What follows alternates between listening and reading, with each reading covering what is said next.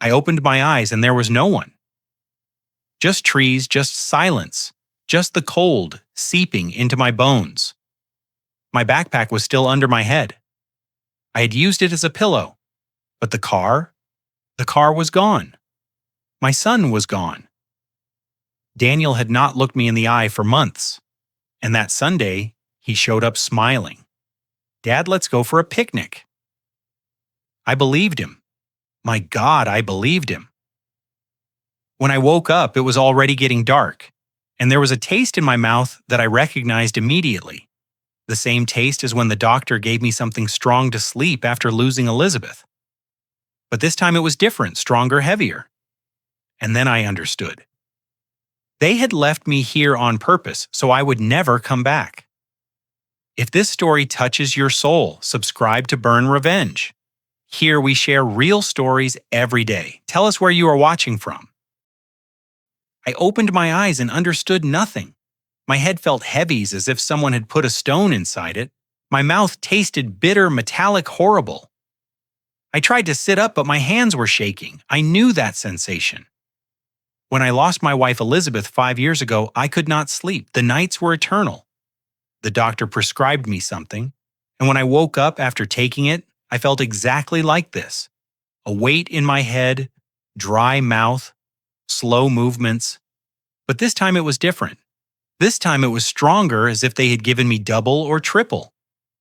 And while I tried to focus my eyes while I looked at the treetops moving with the wind, I thought something is not right. I looked around and the first thing I saw was the silence. There were no voices, no laughter. The car engine was not running waiting for me. It was just me. Me in that damn tree where they had asked me to rest. The sun was already going down. The light was turning orange between the branches. How long had I slept, I did not know. But the afternoon was already leaving. I tried to call them. Daniel. My voice came out broken. Sarah, nothing. Just the wind moving the leaves, just the song of some bird in the distance, and that silence that tells you that you are completely alone. My name is Arthur Montgomery. I am 81 years old. I was a literature professor for 40 years in the city. I became a widower 5 years ago when Elizabeth passed away. Since then, I live alone on my ranch, surrounded by my small library and my memories. I have 2 children, Daniel, the oldest, and Emily. I raised them with love, with effort, with everything I could give them. I gave them education, a home, dignity. And in the last few years, I do not know what happened. They started drifting away. Daniel stopped visiting me. Emily came less and less, and when they came, it was always with complaints. Dad, you are too much work. Dad, you are very stubborn. Dad, you do not know how to live alone. But that Sunday, Daniel appeared different, smiling, and I like a fool thought that finally my son had returned. I looked down and saw my backpack. It was still under my head. I had used it as a pillow before falling asleep, as I always did when we went to the countryside. It was old, worn out, but it was mine, and there it remained. I thought, how strange. If they left, why did they leave my backpack? Then I understood. They left it because it was under me, because taking it meant waking me up. It meant that I would know what they were doing. They left it because they did not even bother trying to take it. I put my hand inside. There were some clothes, an extra shirt, an old sweater, and nothing else. My cell phone was not there. I had left it in the car because here in the mountains there was no signal anyway. Next to me was the blanket where I had slept. I still felt the heat of my body on the fabric. And further away, the picnic tablecloth still spread on the grass. There were some food scraps, a piece of hard bread, half a smashed sandwich, a water bottle almost empty. I looked at them as if they were treasures. Because in that moment, in the middle of that forest that was starting to get dark, that was all I had. I crawled to the tablecloth and grabbed the bread. It was dry, but I ate it anyway. I took a sip of water and put it away. I did not know how long I was going to need it. I did not know when I was going to have water again, or food, or anything. And then I remembered during the picnic while we were eating, Sarah had said something. She said it casually. "Hey, Daniel, wouldn't it be nice if there was an ice cream shop nearby? We could go get a quick ice cream while Dad rests." Daniel laughed. "Yes, but first let's rest here too." "We will see later." I did not pay attention to him at that moment. I thought it was just a conversation. But now sitting there in the cold, starting to get dark, those words returned to my head. What if they had gone to get something? What if they just took longer than expected? What if they came back at any moment? My heart clung to that hope like a castaway to a plank. I decided not to move from there. I could not leave. What if they came back and I was not there? What if they looked for me and did not find me? No, I had to stay exactly where they had left me. I had to wait for them. I sat with my back against the tree, hugging my backpack, looking towards where I remembered they had parked the car. I waited and kept waiting. The sun hid more and more. The shadows became long. The cold started to get into my old bones, but I did not move. I could not move. Because in my head, they were going to come back. They had to come back. They were my family. Time in that forest was different. Every minute seemed like an hour.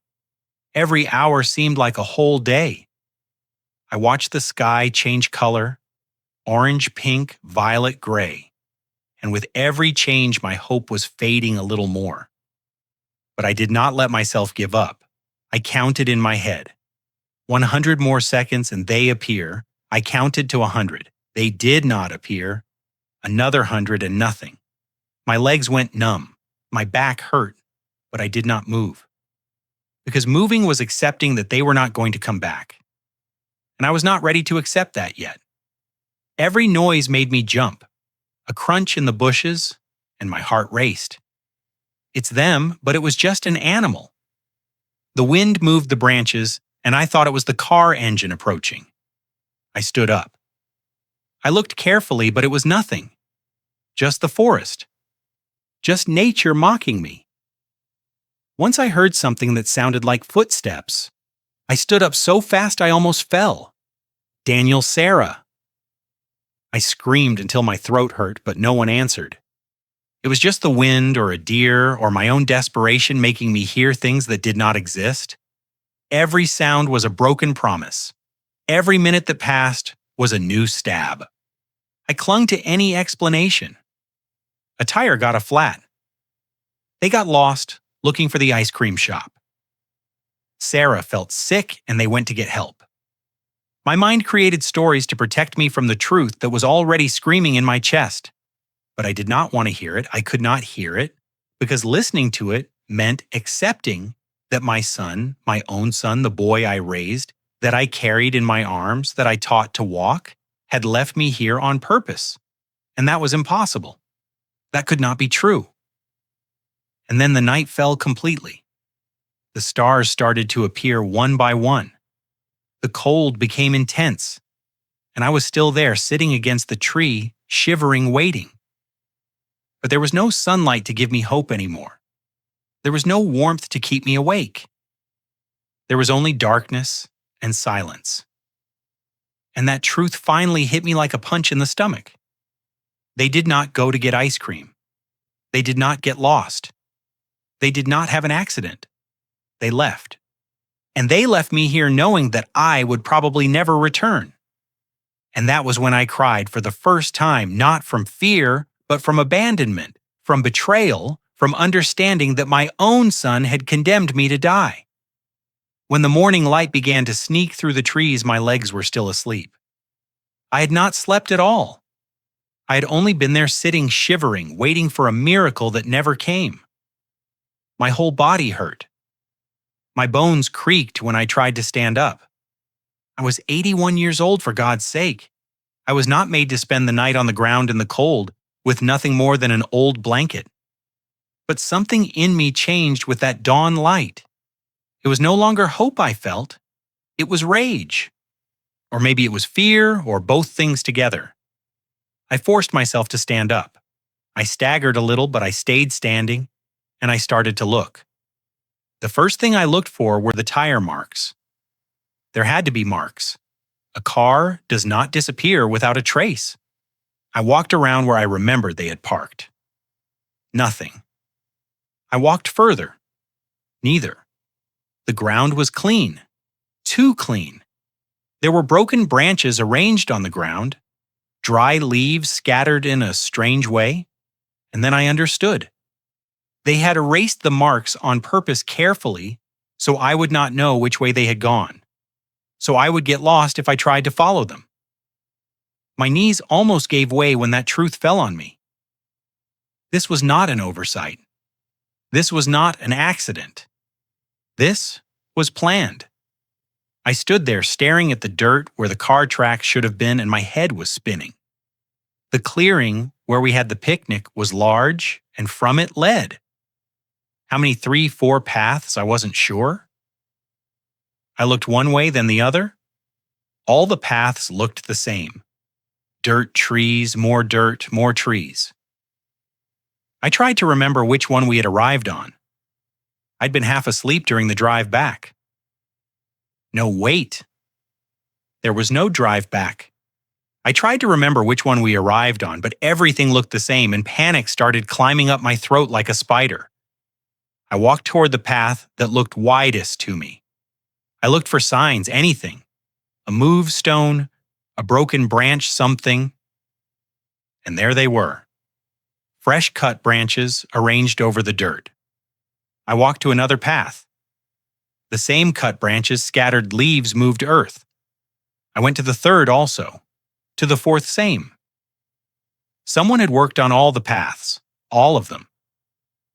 They hadn't just erased where they went. They had erased all traces in all directions to confuse me so I wouldn't even know where to start looking. My own son, my own daughter-in-law. They had planned every detail so I would get lost. So I would never find the way back. And the worst of all is that it worked. My cell phone. I didn't even have my cell phone. I had left it in the car because Daniel had told me there was no signal here. Don't bother bringing it, Dad. Nothing works here. Works. And I believed him. Of course I believed him. He was my son. Why, but now, without a phone, without a way to call for help, without even knowing what time it was, I was completely lost. I went back to where I had slept. I picked up my backpack. I slung it on my back. I rolled up the blanket and tied it to the backpack. I grabbed the tablecloth with the food scraps and folded it carefully. That was all I had left in the world. As I walked back to the clearing, my eyes filled with tears, and I couldn't help remembering the trip here.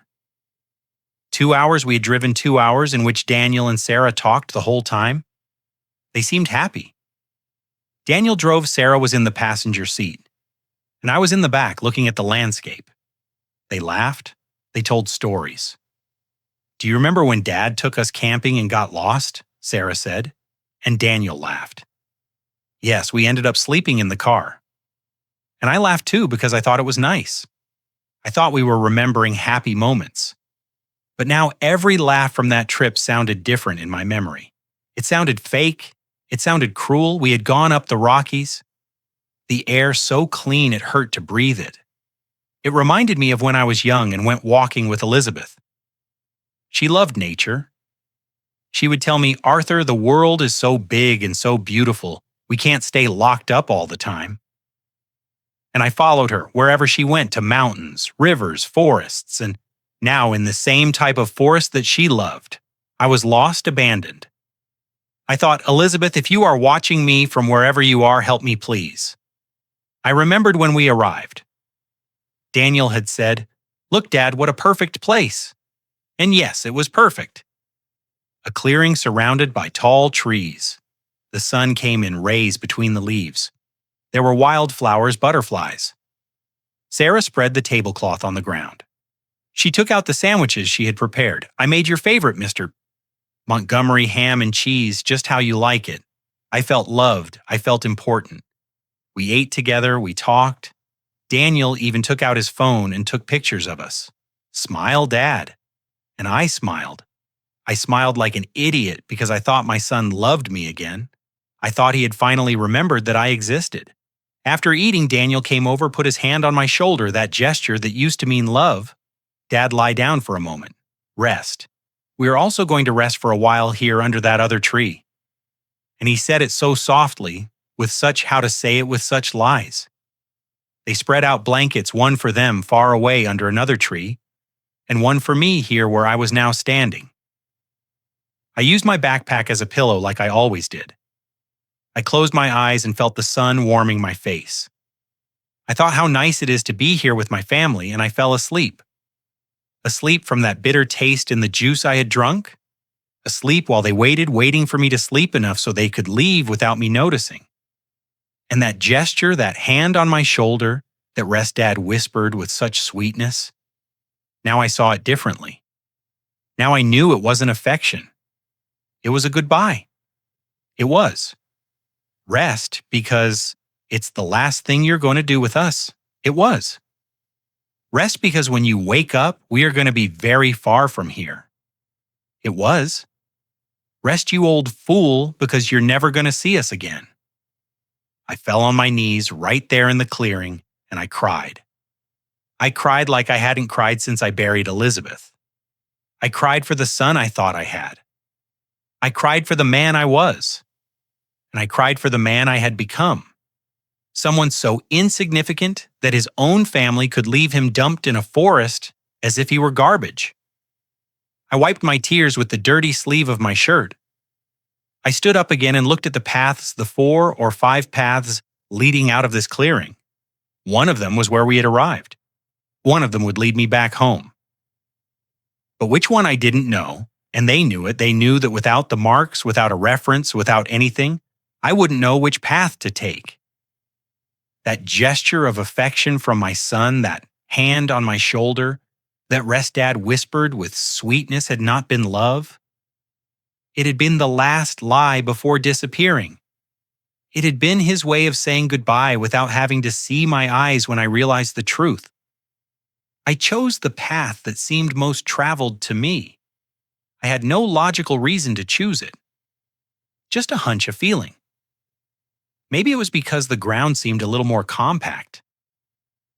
Or maybe it was just my desperation looking for something to cling to. I adjusted my backpack on my shoulders, grabbed the rolled blanket with one hand and started walking. Every step hurt, my knees creaked, my back felt heavy. But I couldn't stay there waiting for death. I had to try. I had to look for a way out. I had to believe that there was still a way to go back home. Although deep in my heart, I was already starting to doubt that that house was still mine. I walked for hours, or at least that's what it seemed to me. No watch, no phone, nothing to measure time. I could only guide myself by the sun.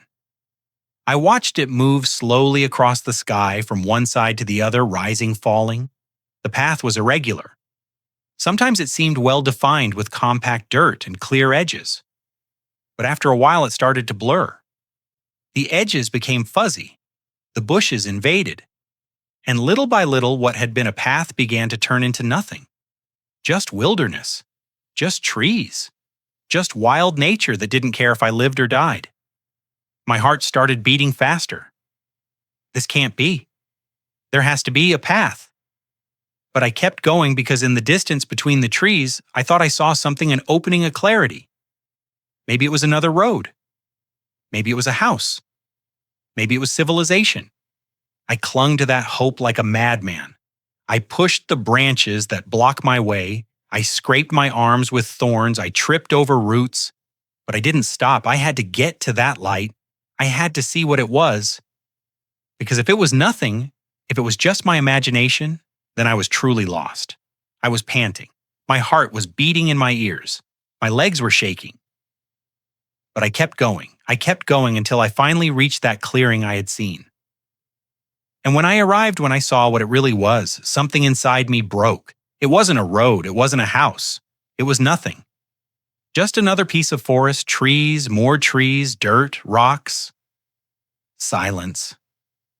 I let myself fall to my knees. The blanket fell from my hands. The backpack slid off my shoulders. And for a moment, just for a moment, I wanted to give up right there. I wanted to lie down on that cold earth and let everything end. 81 years. 81 years of life, of work, of effort, and for what, to end up abandoned in a forest by my own son. To die alone, scared, lost. I closed my eyes, and I thought of Elizabeth, of her smile, of her voice telling me, "Arthur, you are strong. You have always been strong." I opened my backpack with trembling hands. I took out the tablecloth where the picnic leftovers remained. The bread was already harder than a stone. I bit it anyway. It hurt my gums, but I swallowed it. The half-smashed sandwich tasted like cardboard, but I ate it. Every crumb, every little piece, because I didn't know when I would eat again. I took a sip of water from the bottle. Just a sip. I had to ration it, but my throat was so dry. I wanted to drink more. I forced myself to close the bottle to put it away. I looked at what was left. Almost nothing. Maybe half a pint. How long can an 81-year-old man survive with half a pint of water? I didn't want to know the answer. The sun started to go down faster than I expected. Or maybe it was just my perception. Time in that forest was strange. Sometimes it seemed eternal. Sometimes it seemed to run like sand between fingers. The shadows lengthened. The golden light turned orange, then pink, then violet. And then I understood. I was going to spend another night here, another night in this green hell. I looked for a place to stop a large tree with thick roots that formed like a small shelter. I sat there. I spread the blanket and I waited. I waited for the night to swallow me again, but this time I knew what was coming, and the fear was worse than the first night. When the darkness fell completely, the sound started. First, it was a howl, distant, prolonged. It froze my blood. Wolves, coyotes I didn't know. Then it was cracks, branches, breaking something big, moving among the bushes. My breathing accelerated. I grabbed a thick branch I found on the ground, as if that was going to protect me from anything. And then I heard something that made me want to scream. A roar, deep, low, wild. It was far away, but not far enough. There were bears in the Rockies. Everyone knew that. What if one of them found me? What if right now I was being watched by eyes I couldn't see in the dark? I tried to make a fire with hands that were shaking so much I could barely hold anything. I gathered dry twigs. I looked for stones. I tried to remember how it was done. I'd seen documentaries. I had read books. But never in my life had I needed to make fire for real. I rubbed 2 stones, nothing. I tried with 2 sticks, nothing. My hands were sweating despite the cold. The branches slipped from me. My eyes filled with tears of frustration. And after half an hour of trying to fail again and again, I simply gave up. I wrapped myself in the blanket, I curled up against the tree, and I prepared for the longest night of my life. I didn't sleep not a second. Every noise was a threat. Every shadow was a predator. Every gust of wind was something approaching. My mind played tricks on me. I saw shapes among the trees, glowing eyes, teeth, claws. I told myself it was my imagination, but my heart beat so hard, I could feel it in my throat. What if I died tonight? What if an animal attacked me and no one ever found my body? What if I became one more of those cases of people who disappear in the forests and no one ever knows what happened to them, my children? Daniel and Sarah would tell the story. Yes, we went for a picnic with Dad. He fell asleep, and when we woke up, he was gone. He must have gotten lost, and no one would know the truth. At some point in that endless night, I started talking alone out loud because the silence was worse than any noise. "Please, Lord," I whispered, looking at the stars. I could barely see between the treetops. "Don't let me die here. Not like this. Not abandoned like a dog." Please, my voice broke. What did I do to deserve this? I worked all my life. I was a good father, or at least I tried to be. Where did I go wrong? At what moment did I lose my children? Tears ran down my face. Elizabeth, my love, if you can hear me, help me. I don't know what to do. I'm so tired, so scared. I don't want to die like this." And when the sun finally started to peek over the horizon, when the first rays of light pierced the darkness, I opened my eyes and wondered if I was still alive. My body was numb, so cold I couldn't feel my toes, so stiff that when I tried to move, every muscle screamed in pain. I stood up slowly like a ghost rising from his grave. And while I looked at that forest extending infinitely in all directions, I wondered how much longer can I resist? 2 days, 3. Or was it already too late and I was just walking toward my death? The second day dawned with a different pain. It wasn't just the body anymore. It was something deeper, more urgent. My stomach hurt. It burned. It twisted as if I had something alive inside trying to get out. Hunger. Real hunger. Not like when you skip breakfast and feel uncomfortable, but hunger that eats you from the inside, that makes you think about food all the time. Bread, rice, beans, anything. I stood up staggering. My head was spinning. I had to find something to eat, whatever it was, because if I didn't eat soon, my body was simply going to shut down, and me with it. I grabbed the water bottle, shook it almost empty. Maybe 2 sips left, 3 if I was careful. I uncapped the bottle and wet my lips. Only that. I didn't allow myself to drink more. My tongue felt like sandpaper, dry rough. It hurt even to swallow saliva. I looked around searching for some sign of water, a stream, a river, something. But I only saw trees and more trees and more trees. I kept the bottle in my backpack as if it were gold, because at that moment it was. It was the difference between living one more day or giving up right there. And although part of me wanted to give up, another part, a stubborn and old and obstinate part, was not ready to die yet. I started looking for fruits, anything edible. I looked at the bushes.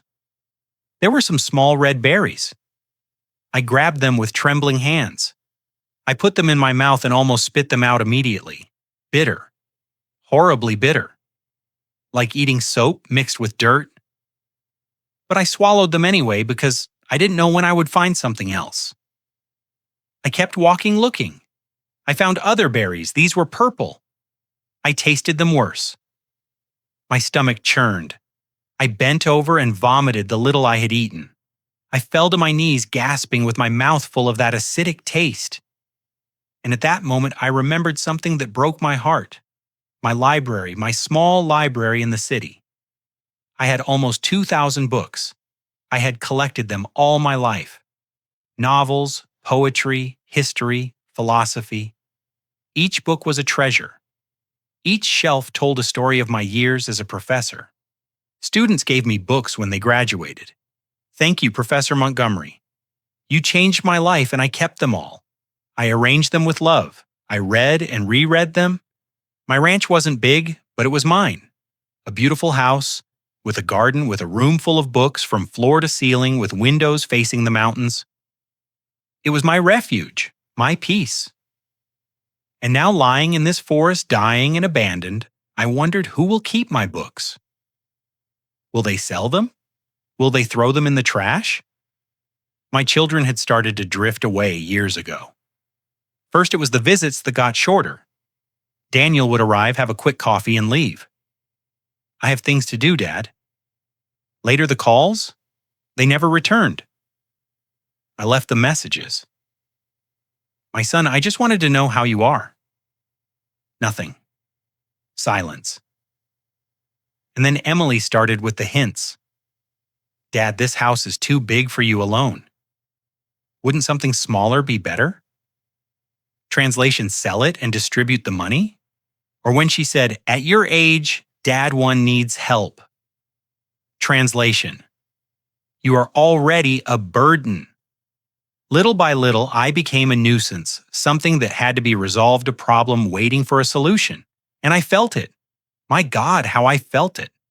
And Oliver, Emily's husband, that man, looked at me as if I were an old piece of furniture, in the way, cold, calculating, always with that smile that didn't reach his eyes. Mr. Montgomery, have you thought about making a will? he would ask me just like that, as if he were asking about the weather. At your age, it is important to have everything in order, and I ignored him because I didn't like how it sounded. I didn't like how he looked at me when he talked about ordering things. Once I heard him talking on the phone, he thought I didn't hear him, but I did. "He won't last much longer," he said. Just like that, so casual, as if my life were a clock that only had a few chimes left. I sat against a tree and closed my eyes and spoke like a madman, like an old fool lost in the forest. "Elizabeth," I whispered. "Elizabeth, my love. Where are you? I need you." My voice trembled. The children are children. What happened to them? At what moment did they become like this? I squeezed my eyes shut. "You always said Daniel was good, that he had a noble heart. Where is that heart now?"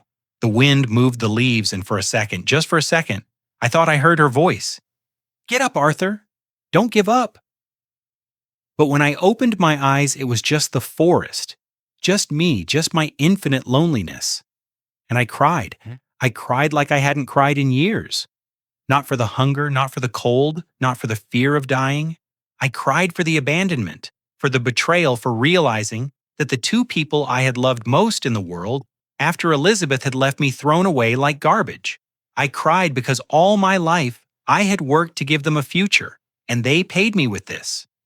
I cried because I'd been a fool, an old fool who believed that family love was unconditional. But it wasn't. It never was. And now when I finally understood it, it was already too late. I wiped my tears with the sleeve of my shirt, but they kept coming out and I let them run. And then I thought of something. My properties. I had 3 rental houses in the city. I had the ranch. I had savings. I wasn't rich, but not poor either. And suddenly, everything made sense. That's why Daniel appeared that Sunday smiling. That's why the picnic. That's why the fake kindness. They didn't love me. They wanted what I had. They wanted me to disappear so they could keep everything without waiting, without asking my permission, without having to take care of me in my old age. Just eliminate me as if I were an obstacle in their plans, as if my life were worth nothing compared to a few houses and a few dollars. And that truth hit me harder than any hunger or cold. I stood up again. I didn't know where to go. I had lost all sense of direction. The sun was up somewhere, but I didn't know if I was going north, south, east, or west. I only knew I had to keep moving because staying still was dying. I grabbed my backpack, slung the blanket, and started walking aimlessly without hope, just to walk. My legs moved automatically, one foot in front of the other, like a zombie, like a walking dead man who still doesn't accept that it's all over. And while I walked, I thought, maybe this is what I deserve. Maybe I did something so terrible in my life that God is punishing me like this. And then I saw it in the distance between the trees. A structure wall's roof, a cabin. My heart jumped so hard my chest hurt. There was someone there. There had to be someone. A hunter, a ranger, someone who could help me. Someone who could get me out of this hell. I looked down. Rocks, exposed roots, loose dirt. Every step was going to be dangerous. But up in that small clearing was the cabin, and maybe inside there was someone who could save me. Maybe there was food, water, a phone I couldn't give up now, not when I was so close. I looked for a spot to go down, grabbed a thick branch to support myself, and started descending slowly, praying not to fall. The first step went well, the second too, but on the third, my foot slipped. The dirt crumbled beneath me. I fell, sitting down, hitting my back against a rock. The pain went through me like a knife. I screamed or tried to scream. Only a choked moan came out. I rolled a little further down before being able to grab a root. I stayed there, hanging, gasping, with my heart racing for a moment. I thought, it's over. I'm going to die here in this stupid ravine meters from being able to ask for help. But then I looked up. The cabin was still there waiting for me. And something inside me, something stubborn and foolish that refused to die, made me continue. I crawled. I got up and kept going down. I reached the bottom with my hands bleeding. I had scrapes on my arms, my shirt torn, but I was alive. and I was closer now.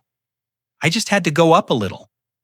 On the other side of the ravine, it was easier. There were more rocks to support myself, more roots. And when I finally reached the level of the cabin, when I put my feet on flat ground again, I almost cried with relief. I had made it. I was here. I walked the last meters separating me from the door. My hand trembled when I raised it to knock. "Hello?" I said with a weak voice.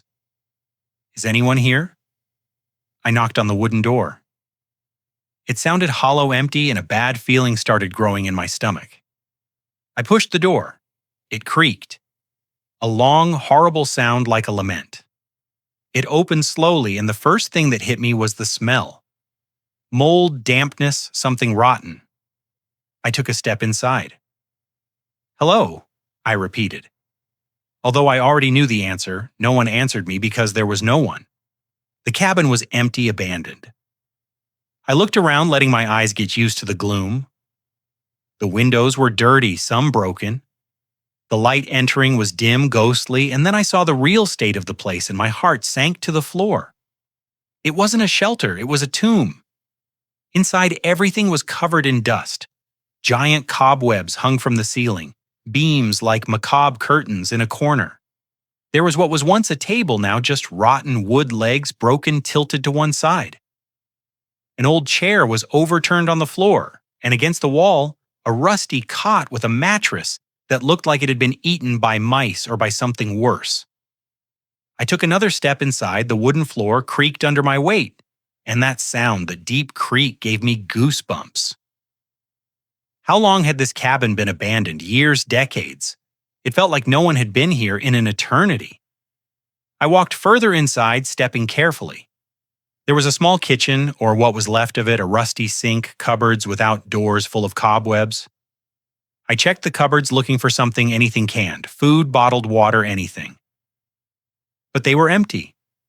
Completely empty. Just dust and more cobwebs. I turned around and saw a fireplace. Old ashes, cold, dead since who knows how long. Next to it, some pieces of firewood. So old they crumbled when touched. This place wasn't going to save me. This place was as dead as I was soon going to be. And that realization hit me like a slap. And then I heard something.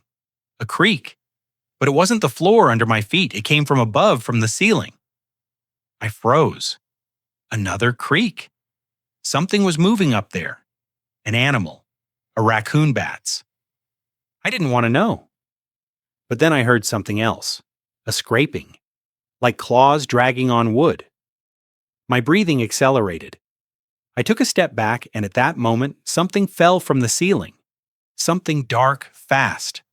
I screamed. I ducked, and the thing flew past my head before disappearing through a broken window. A bird. Just a damn bird. But my heart beat so hard I thought I was going to have a heart attack. I tried to calm down, breathe. But then I saw it running across the floor. Huge, the size of a small cat. A rat-fat gray with red eyes that looked at me for a second before squealing and running toward a hole in the wall. I screamed again. I couldn't help it. And my scream made other things move. I heard squeaks, several. There were more, many more. This cabin was infested, and I was inside with them. I ran toward the door, but in my haste, I tripped over the fallen chair. I fell to the floor. My hands touched something wet, something viscous. I didn't want to see what it was.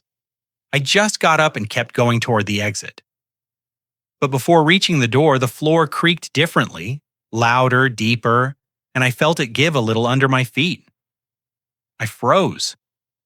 The boards were rotten if I kept walking. If I put more weight, they could break, and underneath I didn't know what was underneath an empty dirt basement. I took a slow step, careful, to one side. The floor creaked again. A board split, not completely, but enough for my foot to sink a little. I panicked. I jumped toward the door, and thank God I made it. I left that cabin as if all the demons of hell were chasing me outside under the sun. I took a deep breath, but I didn't feel better because now I had a new reality to face. There was no one who could help me.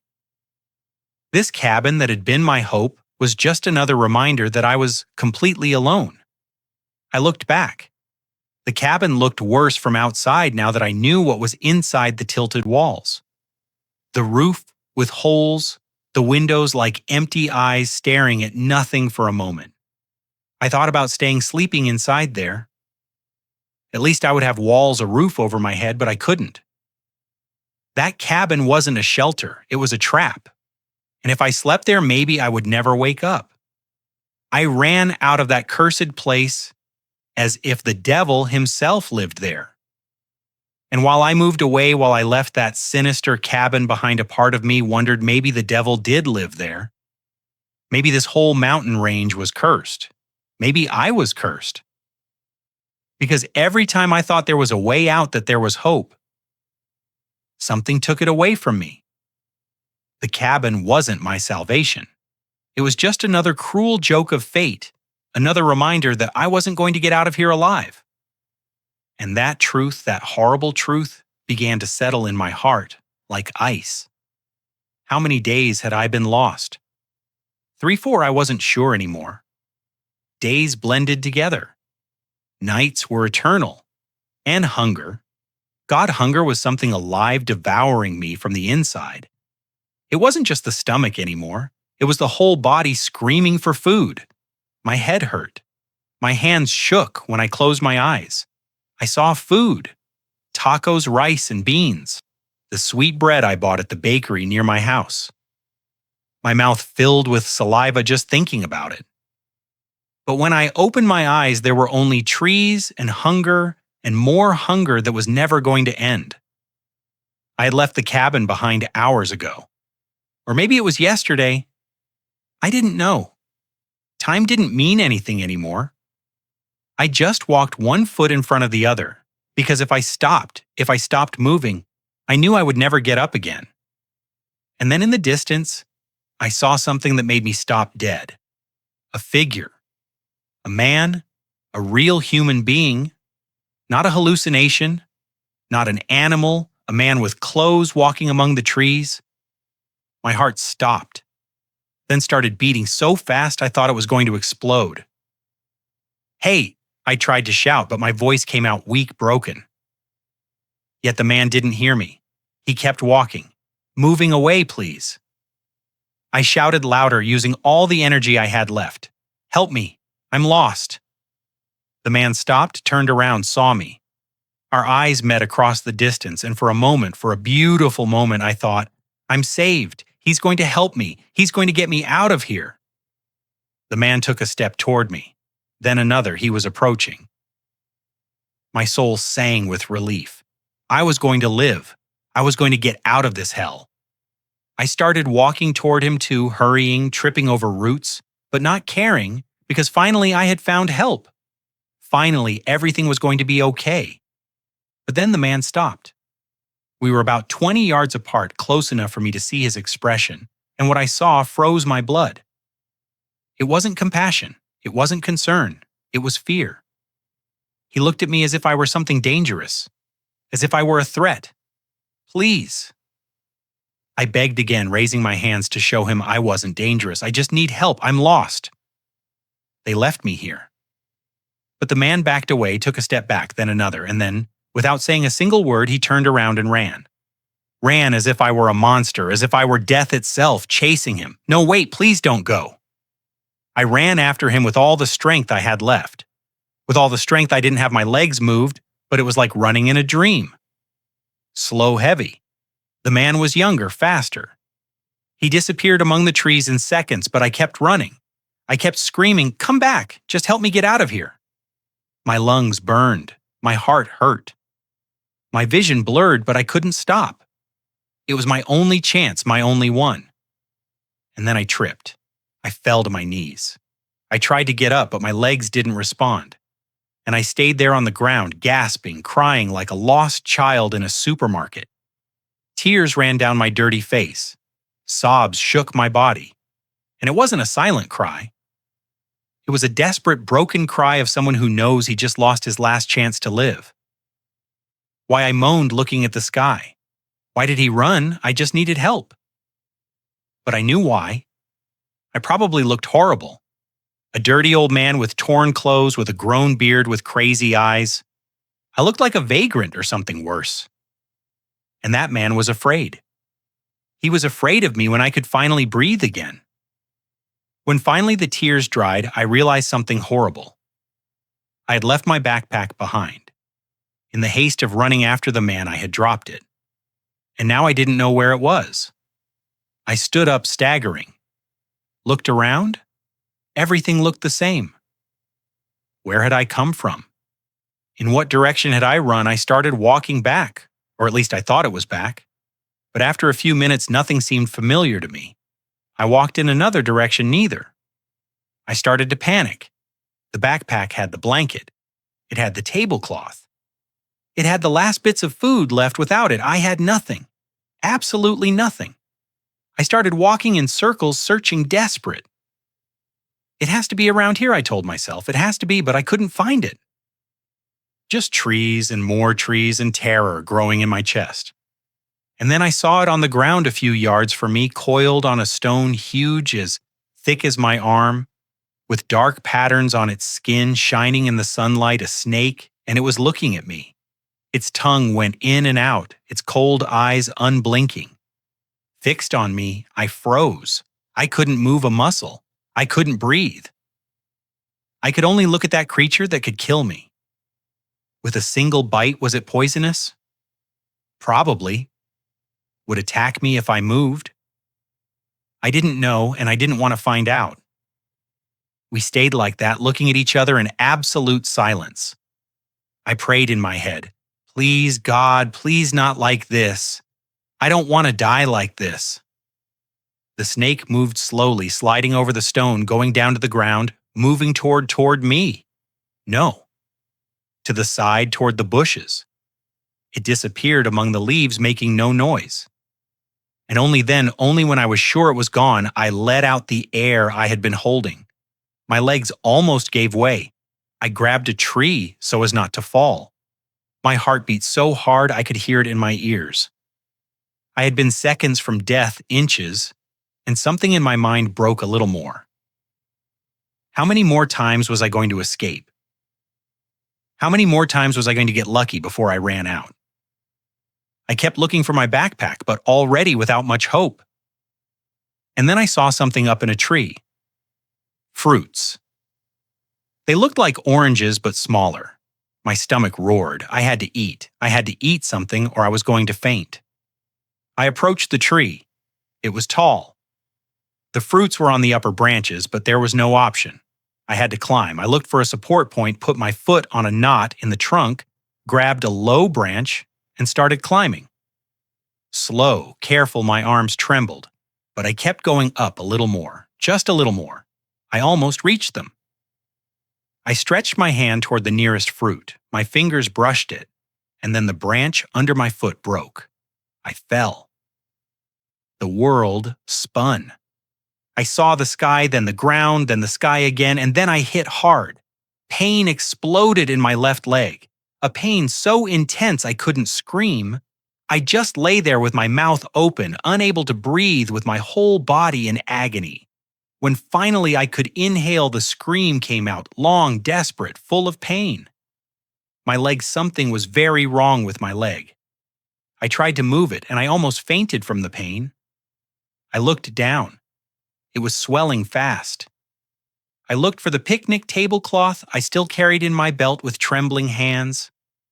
I tore a piece, and while I wrapped my leg with the cloth, while I tightened with all my strength, ignoring the pain that made me see stars, I thought, today I am going to die here. And maybe it is better this way. If you are listening to my story, please tell me in the comments where you are watching us from. Sometimes knowing there are people in the world who understand what I lived gives me strength to continue. I don't know how long I lay there after the fall. Maybe minutes, maybe hours. The pain in my leg was so intense that everything else disappeared. I had tied the towel cloth as tight as I could, but the leg kept throbbing. Every beat of my heart sent a wave of pain up my whole leg to my hip. I tried to stand up. It was a mistake. The scream that came out of my throat scared the birds in the nearby trees. I couldn't walk. I could barely move. And in that moment, lying in the dirt like a wounded animal, I understood that this was the end. There was no way I was getting out of here walking, but I couldn't stay here waiting for death either. I started crawling with my elbows, using my hands to grab root stones. Anything that helped me advance, I dragged the bad leg behind me like a dead weight. Every meter I advanced was torture. Dirt got under my nails. Stones scraped my forearms. My shirt tore. But I kept moving because if I accepted that I couldn't anymore, then it would all be over. And a part of me, a stubborn and foolish part, still refused to give up, still want to live. Although I didn't know very well why anymore, what to live for if my own children had abandoned me. Why return to a house that probably wasn't mine anymore? I had completely lost count of the days. Time had ceased to exist. There were no clocks. There was no way to know if it was Tuesday or Sunday. Everything mixed in my head. Nights and days were equally horrible, equally endless. I remembered sleeping under that tree the first night. I remembered the cabin. I remembered the man who fled from me. But when had each thing been yesterday, 3 days ago? My mind was confused, clouded, as if I were seeing everything through dirty glass. And that scared me more than the pain because it meant my body was shutting down, that I was reaching the limit of what I could withstand. And that limit was very, very close. Thirst was worse than hunger. Now much worse hunger hurt. But thirst drives you crazy. My tongue had stuck to the roof of my mouth. My lips were cracked, bleeding. Every time I tried to swallow, I felt like I had glass in my throat. My mouth tasted like copper, like blood, like death. And while I crawled, while my hands searched for something to cling to keep advancing, I heard something that made me stop. A sound weak, distant, but unmistakable water. Running water, a stream or a river, or a hallucination of my desperate mind. But I had to find out. I had to get there even if it cost me the last strength I had left. I started crawling faster. I didn't care about the pain anymore. I didn't care about anything except getting to that water. My elbows bled. My hands were raw. But I kept advancing. The sound became stronger, clearer. It wasn't my imagination. It was real. There was water ahead, and with every meter I advanced, with every second that passed, that sound became my only reason to stay alive. I reached a slope steep and below. Shining under the sun, I saw the reflection of water. A stream small but real. As real as my desperation, I let myself roll down the slope. I didn't care about hitting myself. I didn't care about anything. I just wanted to get to that water. When I reached the bank, I dragged myself to the very edge, put my face in the water, and drank. I drank like an animal, desperately, without stopping. Without. The water was freezing so cold my teeth hurt, but I didn't stop. I kept drinking until I choked, coughed, spit, and drank again. The water filled my empty stomach, made me feel nauseous, but I didn't care. I drank until physically I couldn't take more. And then I stayed there with half my body in the water, gasping, feeling how the cold numbed me, but not caring, because I had water. Finally, I had water.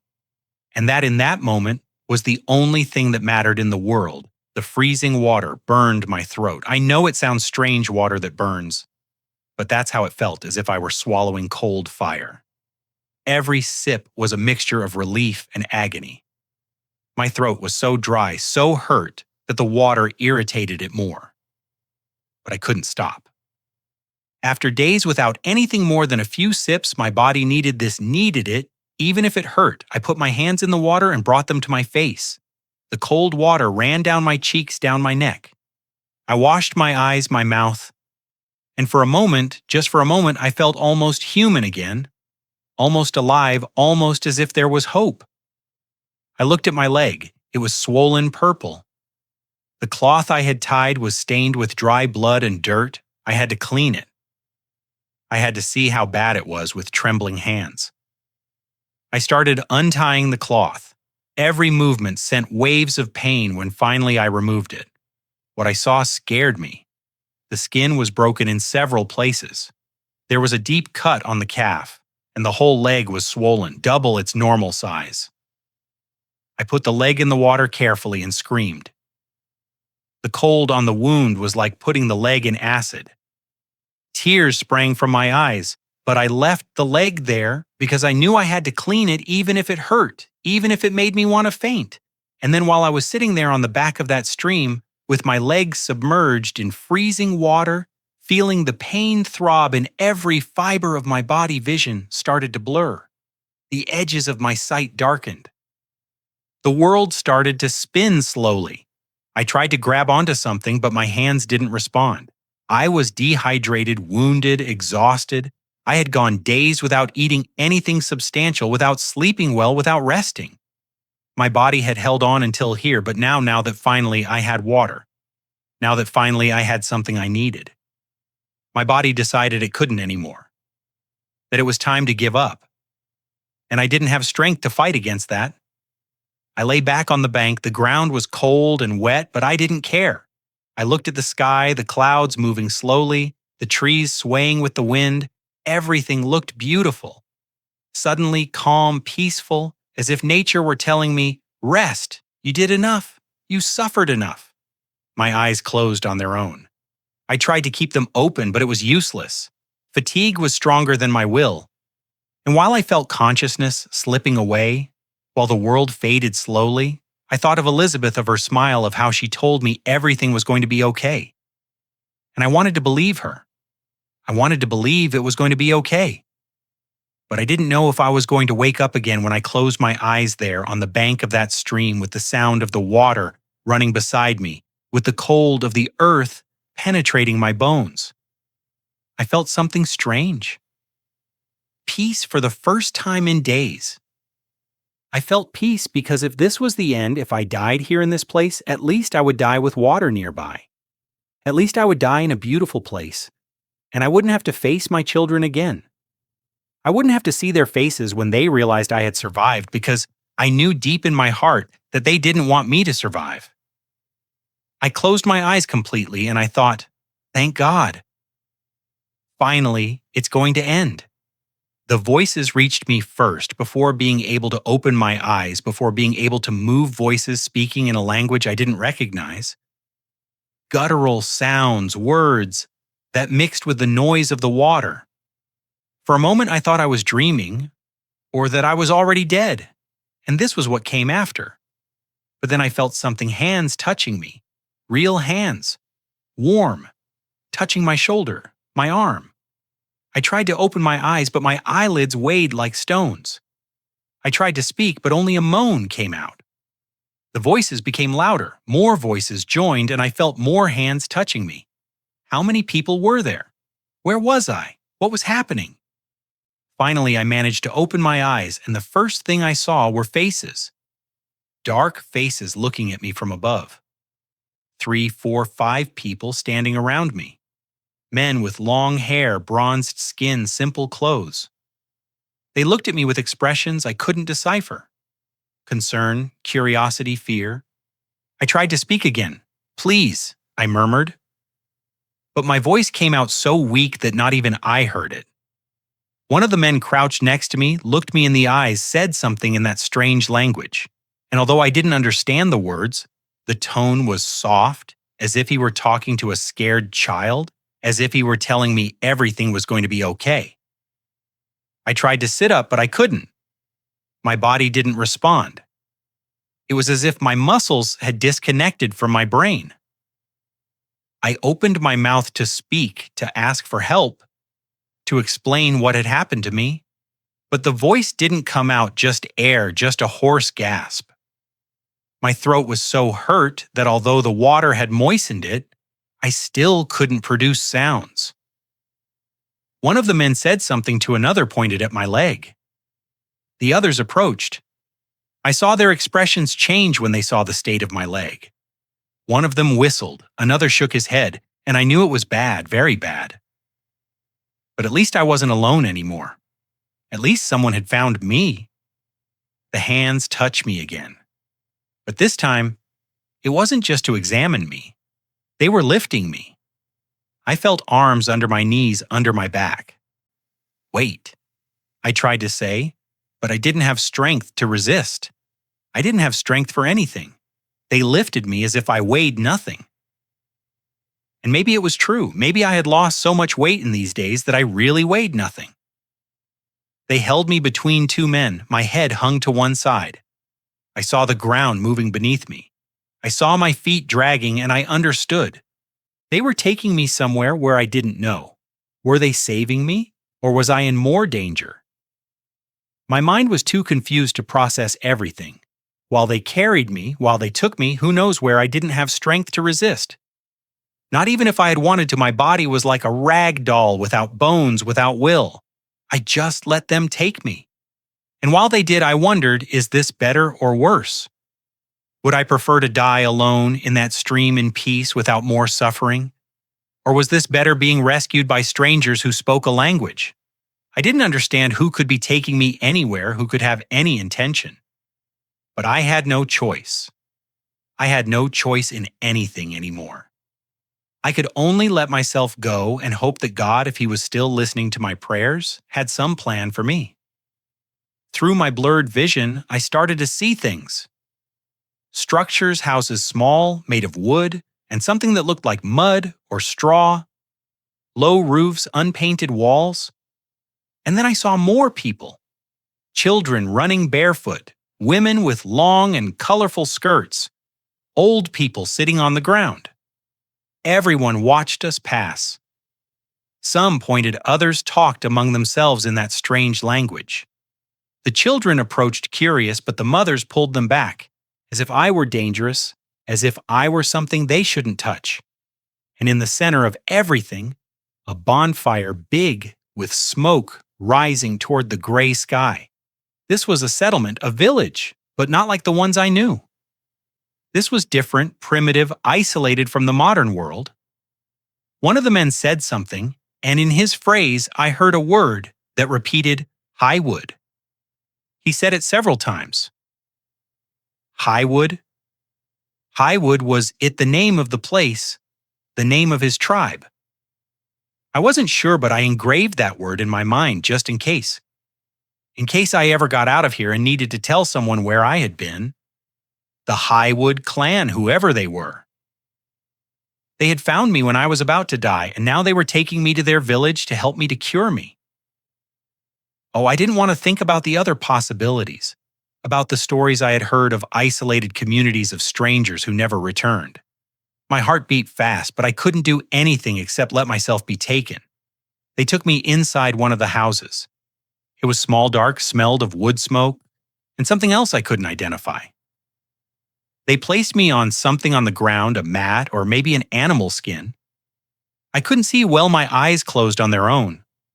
I felt them settling me, putting something under my head, something soft, like an improvised pillow.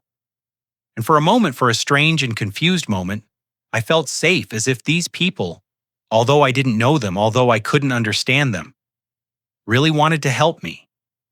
Or maybe it was just my desperation wanting to believe that. Wanting to believe there was still goodness in the world. After what my own children had done to me, I needed to believe that someone could be good. A woman approached, older, with gathered gray hair. She carried something in her hands, a gourd or a bowl full of water. She knelt next to me and brought it to my lips. Drink, she seemed to say with her gestures.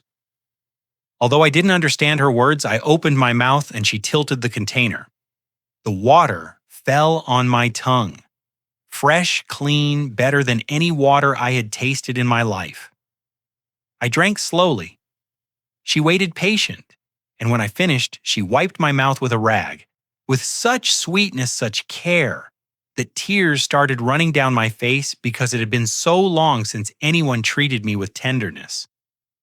So long since anyone worried if I was okay or not, and the strange woman who didn't know me, who owed me nothing, was taking care of me as if I were her own father. I looked around the house, the wooden walls, the straw roof, the light entering through small openings, And I started to understand these people had saved me. They had found me dying by the stream. And instead of leaving me there, instead of ignoring me, they had brought me to their village. They had given me shelter water care. Well, I didn't know, maybe for kindness, maybe for compassion. Or maybe they had their own reasons. But in that moment, lying on that mat with my body destroyed and my soul broken, I didn't care. I was just grateful. Grateful to be alive. Grateful not to be alone. Grateful that someone, at least someone, in this cruel world had extended their hand. But while I closed my eyes, while I let exhaustion take me again, a question settled in my mind. A question I couldn't ignore. Had they saved me, or had I fallen into another type of danger? These people spoke a language I didn't understand. Lived in a way I didn't know were isolated from the modern world. And I was completely at their mercy. Unable to walk, unable to communicate, with no way to escape if I wanted to. What were they going to do with me? Were they going to help me return home? Or did they have other plans for me? And while sleep overcame me, while darkness wrapped me again, that question remained floating in the air without answer. I woke up. I do not know how many hours later, or maybe days. Time in that place did not exist as I knew it. There were no clocks. There were no windows. With a view of the street, just the light entering through the cracks in the wooden walls and the constant sound of voices outside. Voices speaking that strange language. I tried to sit up, and the pain in my leg reminded me why I was there. I looked around more carefully now. The house was small, maybe 12 by 12 farf. The walls were made of old boards tied with something that looked like vines. The roof was dried straw. In one corner there were clay pots. In another, folded blankets. And I was in the center on this mat that smelled of earth and smoke, feeling more vulnerable than ever in my life. I heard movement outside, and then the door opened. It was not a door like the ones I knew. It was just a heavy cloth hanging from a stick. It slid to the side, and 3 men entered. The same ones who had found me, I think, or maybe others.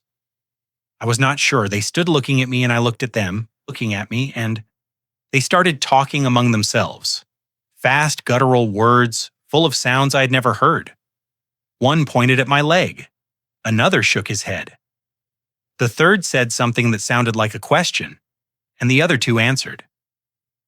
They were discussing about me, but I had no idea what they were saying, and that terrified me more than anything. "What are you saying?" I asked with a hoarse voice. The 3 looked at me. One of them answered me in his language. Words that meant nothing to me. "I do not understand," I said, moving my hands. "I do not speak. I do not know what language that is." They looked at each other. One spoke again. Slower this time. As if speaking slower was going to make me magically understand, but it did not work. "What are you going to do with me?" I asked, feeling the panic rise up my throat. "I just need help to return to my house, to Denver." "Do you know Denver?" But their faces showed no recognition.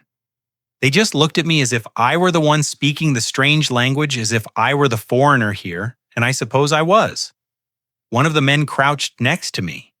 He stared at me, and in his eyes I saw something that froze me. Mistrust, or maybe suspicion.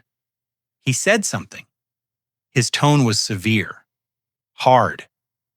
The other 2 nodded, and then I understood. They thought I was a threat, but how I was an 81-year-old man wounded at their mercy. What threat could I represent? Or maybe they thought I was someone from the government, someone coming to bother them. I had heard stories of indigenous communities living isolated because they did not trust the outside world, because the outside world had hurt them. And now I, a stranger, had appeared in their territory without invitation, without explanation. Of course, they were suspicious. I tried to explain myself with gestures. I pointed at my leg. I acted as if I were walking with my fingers. Then I acted as if I fell. I pointed outside toward where I'd come from. I tried to make the gesture of a car of driving, but they only looked at me confused. One of them said something to another and they laughed. It was not a cruel laugh exactly, but it was not friendly either. It was the laugh of someone who does not understand what the other is trying to say. The laugh of total misunderstanding. And I felt so frustrated, so desperate, that I wanted to scream.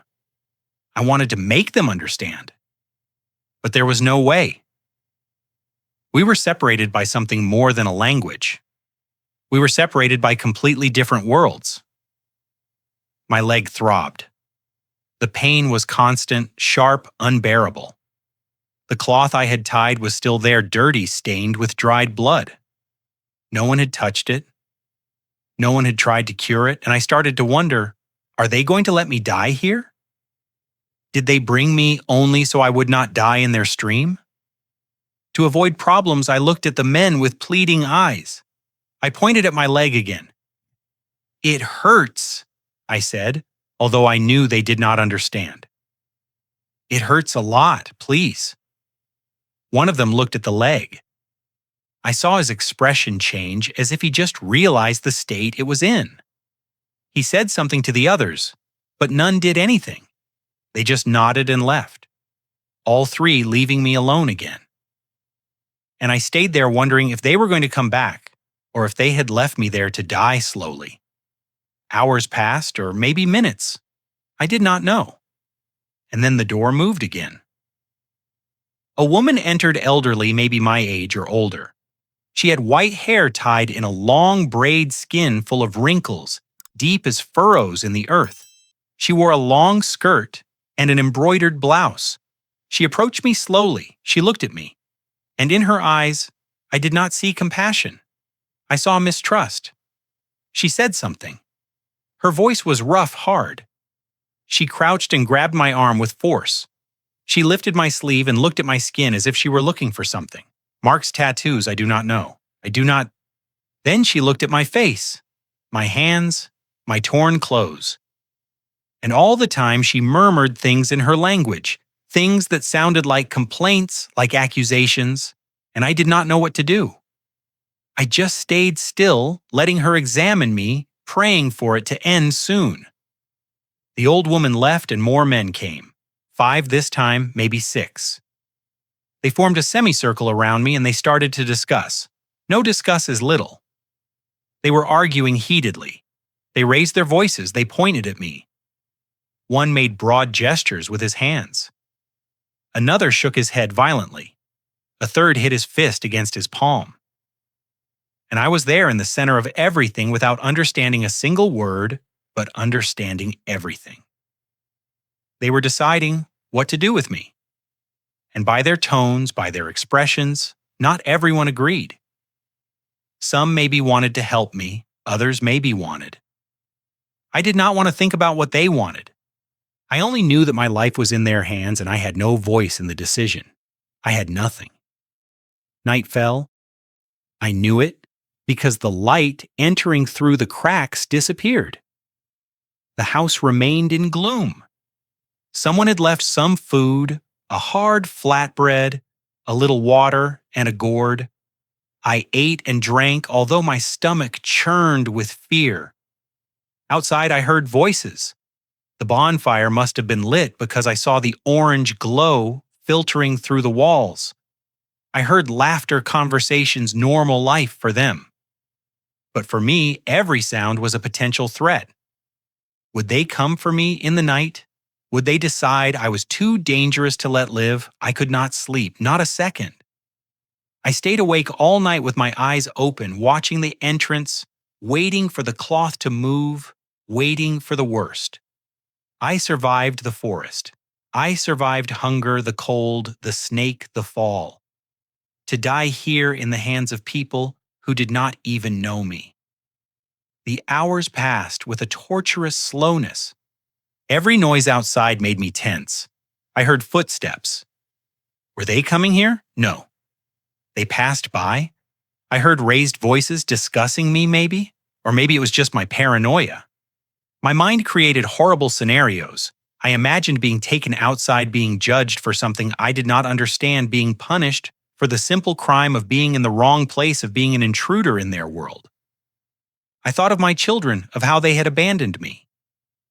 And now, ironically, maybe I was going to die anyway, but not in the forest where they left me, but here in a place they would never know, and no one would know what happened to me. I would simply disappear as if I had never existed. And when the sun finally started to rise, when the first rays of light pierced the cracks, and the house lit up dimly, I heard movement outside. The cloth of the door moved and someone entered. A young man, maybe about 25 or 30 years old, tall with black hair down to his shoulders. He wore worn jeans and a button-down shirt. He looked different from the others, as if he had had contact with the outside world. He approached me, he looked at me, and then with a marked but clear accent he spoke in English. "Good morning, sir. My name is Julian. How do you feel?" And those words, those simple words in my language, made me cry with relief. I could not hold back the tears when I heard my language. Julian's words sounded like music, like a gift from heaven. "Julian," I repeated with a broken voice, "you speak English. Thank God you speak English." He nodded with a small smile. "I learned in the city. I went to study when I was a child to a school in Boulder. Then I returned here." He sat on the floor next to me. "My people are confused. They do not understand what you are doing here. They thought maybe you were someone from the government or a lost criminal." No, nothing like that. "Please let me explain. I need you to help me explain to them." And I told him everything, every painful detail. I told him about Daniel, about Sarah, about the picnic that seemed like a gesture of love but was a trap, about how I fell asleep under the tree and woke up alone, about the days lost in the forest, about the hunger, the pain, about the cold, the snake, the fall, about how I thought I was going to die by that stream where they found me.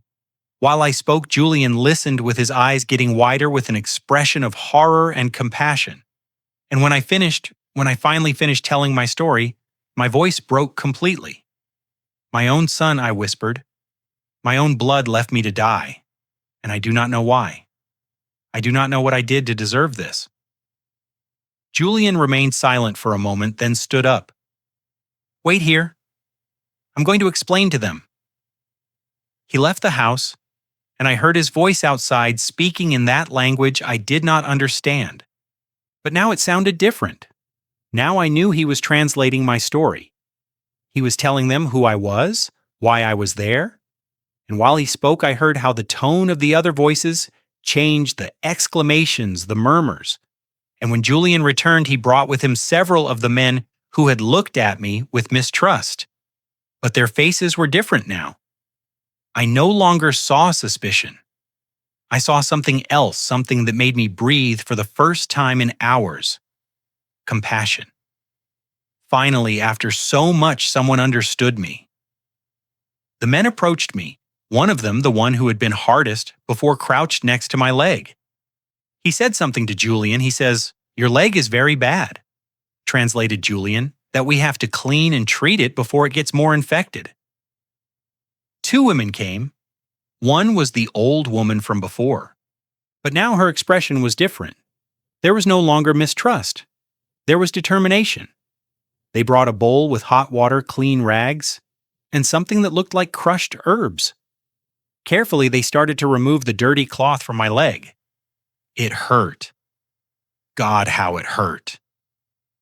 I screamed. I grabbed the mat, but they continued, soft but firm.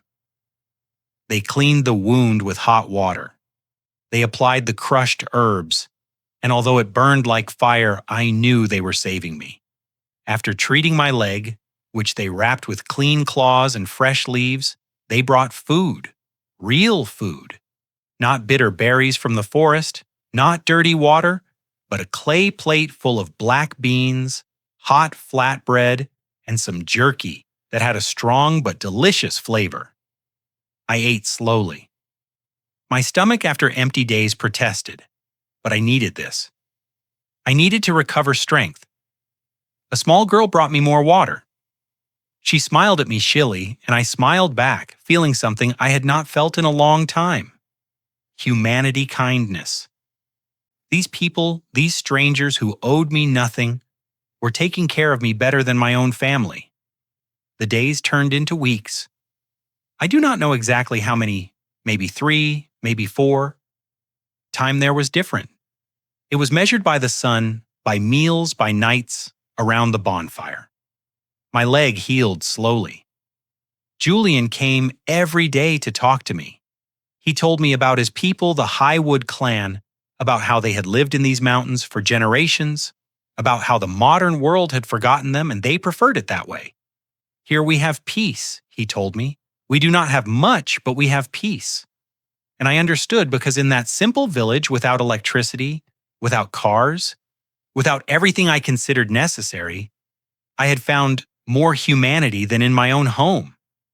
When I could finally stand up, when I could walk with the help of a stick they made me, I told Julian I needed to return.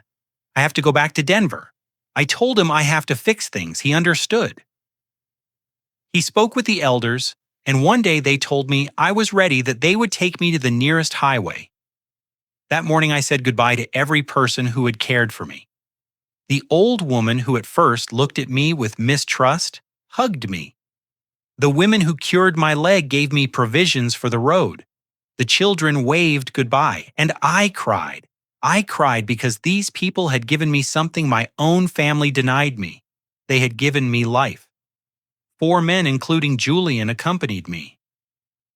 We walked for hours through paths they knew like the back of their hand. We climbed hills. We went down ravines. And I, although my legs still hurt, although every step was an effort, kept going because now I had a purpose. Now I had something to walk for. Julian told me the highway was about 3 hours from his village. We do not like to go very often, he told me. But for you, Mr. Montgomery, we do it. You suffered a lot. You deserve to go home. And I did not know if I really wanted to return to that house. But I had to do it. I had to close that chapter. I had to do what I had to do. When we finally reached the highway, when I saw the black asphalt extending in both directions, I felt something strange, as if I were returning to a world that was no longer mine. We stood there waiting. 2 trucks passed and did not stop. Then a small car. It did not stop either. And then came a truck, big, a cargo truck. Julian stood in the middle of the road waving his arms. The truck slowed down. It stopped. The driver rolled down the window. "What is going on?" he asked, looking at our strange group. "My friend needs to get to Denver," said Julian. "Can you take him?" The truck driver looked at me. He saw my state, the torn clothes, the long beard, the wrap leg, and nodded. "Get in, Grandpa. I am heading there."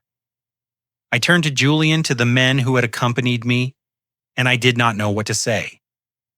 How do you thank someone for saving your life? With words. With money I did not have. I opened my arms and hugged Julian. I hugged him tight. How I would hug a son, the son I wish I had had. "Thank you," I told him with a broken voice. "You saved my life. I will never forget it. Never." He patted my back. "Go with God, Mr. Montgomery. And remember, family is not always blood. Sometimes it is the people who find you when you are lost." His words stayed with me while I got into the truck. While I waved goodbye for the last time while the truck started, and the Highwood people disappeared in the distance. The truck advanced on the highway. The driver tried to make conversation, but I barely answered. My mind was elsewhere. It was in Denver at my house, and what I was going to find when I arrived. How much time had passed since they left me in that forest? 2 weeks, 3, a month. With the time I spent lost, plus the time in the village, maybe 5 or 6 weeks had passed, almost 2 months. What would my children have done in all that time? Would they have reported me as missing? Or would they have moved on as if I had never existed? And with every mile that passed, with every sign that brought us closer to the city, my heart beat faster. Not from fear, but from something else, from determination, from rage, from justice. When we were arriving in Denver, when I saw the first signs of the city, I asked the driver to drop me off a few blocks before my house. "Are you sure, Grandpa?" he asked, looking at me worried. "You still look weak. I can take you to your door." But I shook my head. "I need to walk," I told him. "I need to arrive on foot. I need to prepare myself." He did not understand. How could he understand? But he nodded and stopped the truck at a familiar corner. He helped me down. He wished me luck. And I stood there leaning on my improvised cane, looking at the street I had traveled 1,000 times in my life. But now it felt different, as if I were seeing everything for the first time, or maybe for the last time. I took a deep breath and I started walking toward my house, toward whatever awaited me there. I saw the black wreath from half a block away. Black big hanging from the front door of my ranch. My heart stopped for a second. Then it started beating so fast I thought it was going to burst out of my chest. A black wreath, the symbol of mourning, the symbol of death. They had declared me dead. Of course, I'd been missing for weeks. What else were they going to think? Or rather, what else were they going to declare? Because while I got closer, while I saw that wreath moving slowly with the wind, a part of me wondered, did they really think I was dead? Or did they just want everyone to think that my pace slowed down? Not from tiredness, but because every yard I advanced brought me closer to a truth I was not sure I wanted to face. There were people on the street, my neighbors, Mr. Thomas, who lived 3 houses down. Mrs. Lucy, the lady who always brought me cookies at Christmas, young Ryan who helped me with the garden sometimes. They stood in small groups. Some were crying, others talking in low voices with serious faces. And when they saw me approaching, when they recognized me under the long beard and dirty clothes, their faces transformed. First confusion, then absolute shock. Mr. Montgomery whispered Mrs. Lucy, bringing her hands to her mouth. But you, Mr. Thomas, took a step toward me, pale as a sheet. They told us you had died. Your children said that.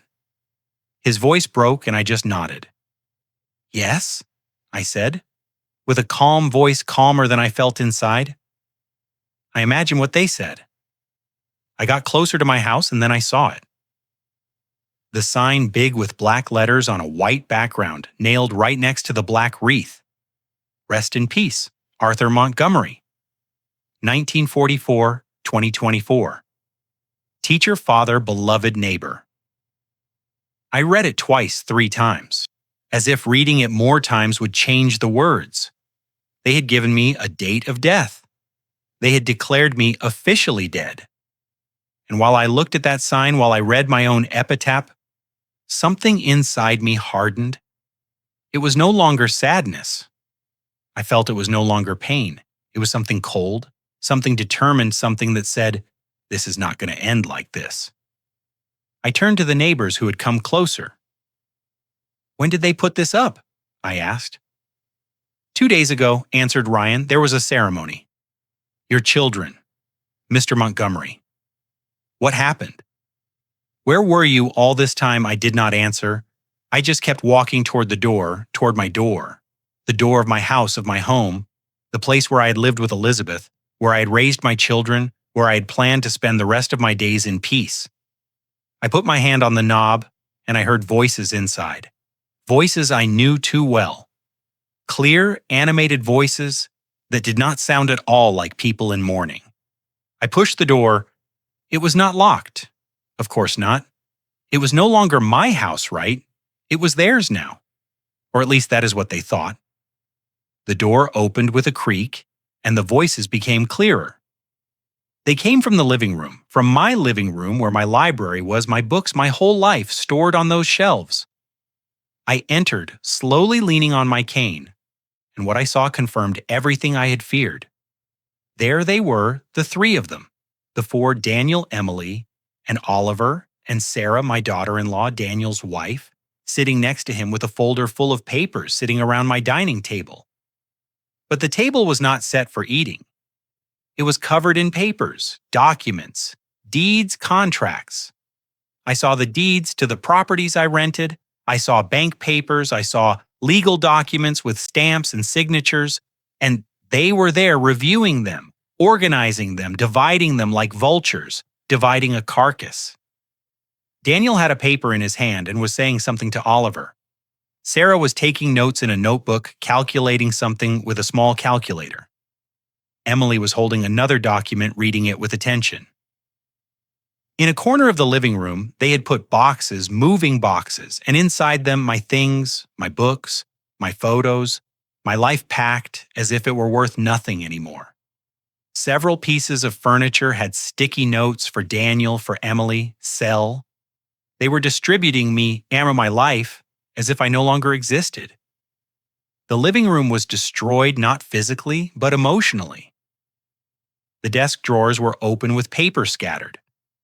The cabinet where Elizabeth kept her good china was open with some plates already packed. On the wall, where our wedding portrait had been, now there was an empty space. The portrait was leaning against a box face down, as if it no longer mattered. I saw they had moved my favorite armchair, the armchair where I sat every afternoon to read. It was set aside with a note that said, "Sell $500. That armchair where I'd sat for 30 years. Where I'd read hundreds of books, where I'd rocked my grandchildren when they were babies, was worth $500 to them. And the books, my God, the books. My library was being dismantled. There were boxes full of them without care, without respect, just piled up like trash. I stood in the entrance of the living room. No one had seen me yet. They were so absorbed in their task, so concentrated on dividing my life, that they did not notice the door had opened, that someone had entered, that I was there standing alive, watching them do what they had planned from the beginning. Oliver was the first to look up. He was saying something about a property downtown when his eyes met mine. He froze with his mouth open mid-word. His face went white, completely white, as if he had seen a ghost. And I suppose in a way he had. Daniel noticed Oliver's expression. "What is wrong?" he asked and followed his gaze. And when he saw me, the paper he had in his hand fell to the floor. Sarah looked up from her notebook, and when her eyes met mine, the calculator slipped from her hands and fell on the table with a dry thud. Her face lost all color. Emily still did not see me. She was back turned, checking something in another box. "Emily," I said. My voice came out calm, too calm, like the silence before a storm. She turned around, and when she saw me, when her eyes processed that I was standing there in the entrance, her face went through 1,000 emotions in a second. Confusion, shock, and then joy. Pure joy. "Dad," she screamed. A scream that echoed through the whole house. A scream that was probably heard and onto the street. She stood up so fast the chair fell behind her. "Dad, but you are alive." She ran toward me with tears running down her face. She hugged me. She hugged me so tight she almost made me lose my balance. "We thought they told us that." "My God, Dad, where were you? What happened?" And in her hug, in her real tears, I knew something. Emily did not know. My daughter had not been part of the plan. She really thought I was dead. And that realization broke my heart in a new way. But Daniel and Oliver did not move. Sarah neither. The three of them stayed there petrified, sitting pale, looking at me as if I were a nightmare come true. Because for them, I was their perfect plan, their plan to get rid of me. It had failed. I had survived. I had returned. And now I was standing in front of them with all the evidence of their betrayal scattered on my dining table. "Emily," I said, softly pulling her away from me. She looked at me with eyes full of tears and confusion. "I need you to sit down and listen, because there are things you do not know, things your brothers did not tell you." She blinked. "What? What are you talking about, Dad?" I looked at Daniel, then at Sarah, then at Oliver. "Why don't you tell her?" Why don't you tell your sister how I ended up lost in the Rockies? Why don't you explain that beautiful picnic you planned? I looked directly at Sarah. That picnic where you were, Sarah. Where you gave me that juice that made me sleep so deep. Daniel opened his mouth, closed it. He said nothing. Sarah lowered her gaze, unable to hold my eyes, and then I told them to Emily, to the neighbors who had entered behind me, attracted by the scream. I told her about the Sunday Daniel appeared smiling about the picnic in the mountains, about how Sarah had prepared the sandwiches and the juice, about how they asked me to rest, about the bitter taste in my mouth when I woke up, about being alone in that forest, about the lost days, about thinking I was going to die. And while I spoke, while the words came out of my mouth, I saw how Emily's face changed from confusion to horror, from horror to rage. She turned to Daniel. "Is it true?" she whispered. "Is it true what he is saying?" She looked at Sarah. "You too, Sarah. You were also in this." Daniel did not answer. He just looked at the floor. Sarah did not speak either. She just trembled. And that silence was all the answers she needed. "Did you let him die in the forest?" she screamed. "That was what you did." Her voice broke in a sob. "And you lied to me. You told me he had gone out for a walk and did not return. You made me mourn his death knowing that she could not finish." She just cried.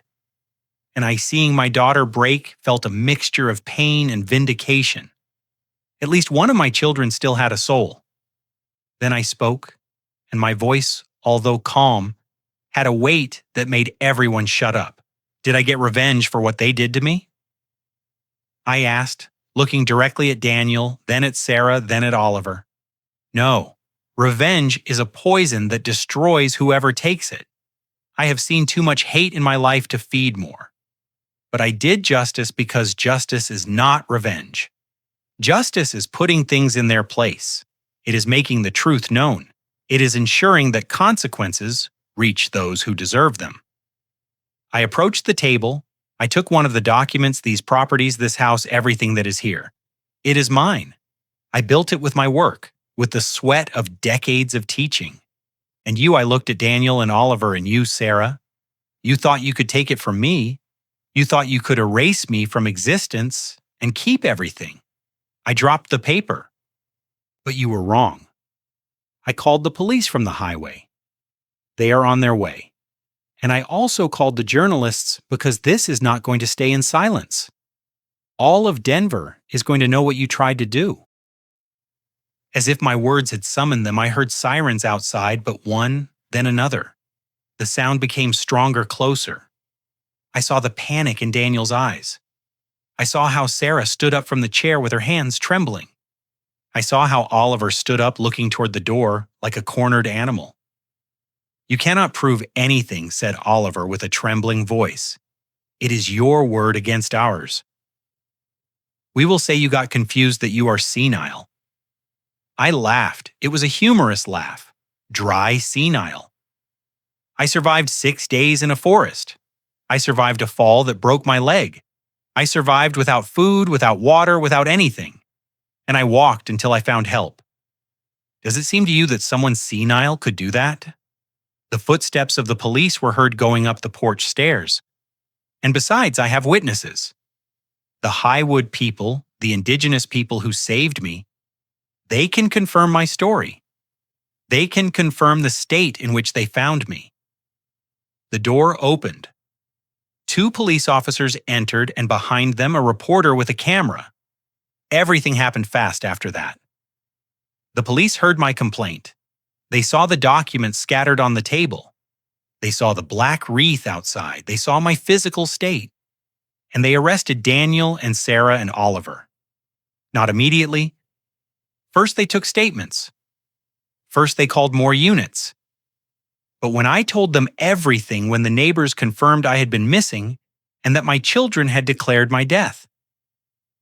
When I showed the marks on my leg, the scars on my arms, the state of my body after weeks of suffering, they had no choice. Attempted homicide by abandonment, said one of the officers. Fraud, forgery of documents. This is serious. I saw how they handcuffed my son.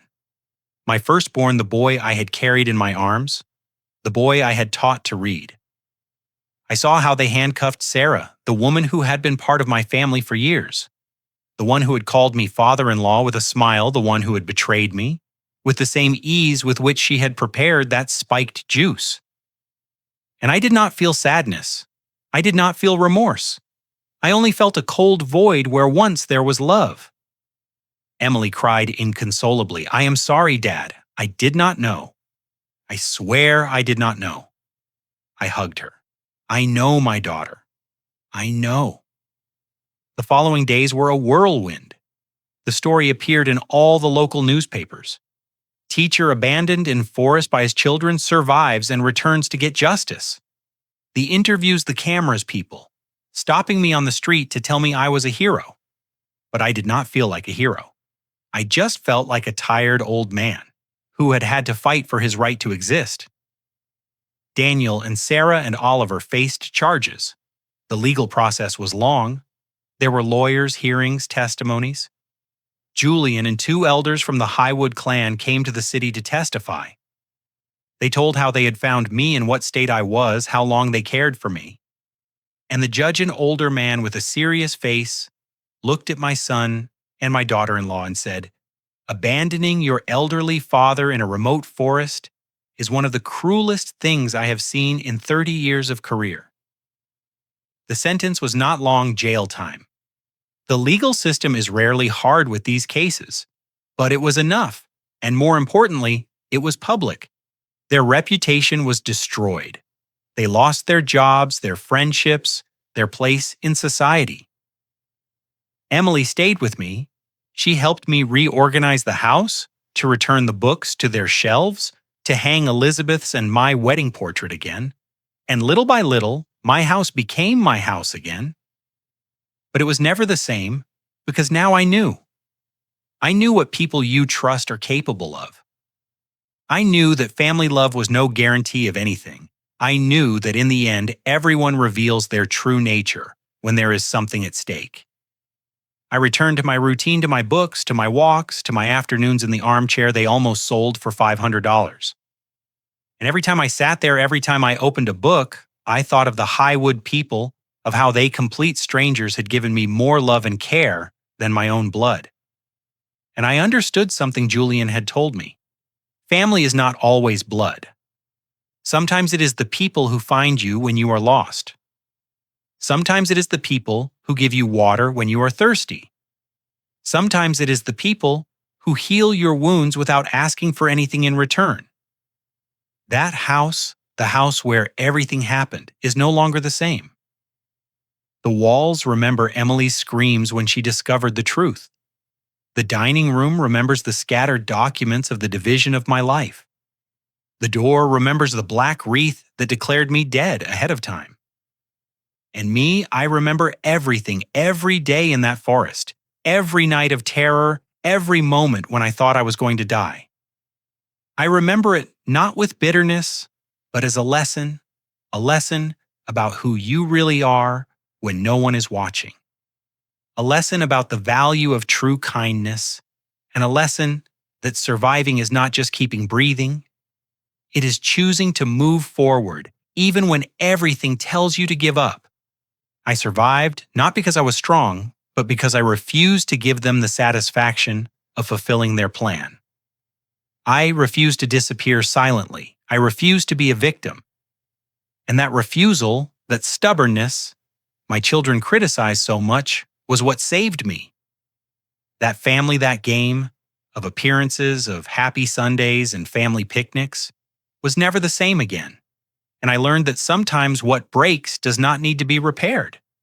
It only needs to be recognized for what it always was, an illusion. And if you discovered that your own family tried to abandon you, could you forgive? Or would you get justice like me? Have you ever felt that the people you love most are the ones who can hurt you the most? If this story touched something in you, if it made you think, leave me your comment down here, telling me what you would do in my place, so more people can hear this story. and subscribe because every day we share real stories of real people who face the impossible and survive to tell it. Thanks for listening to my story until the end. See you in the next story.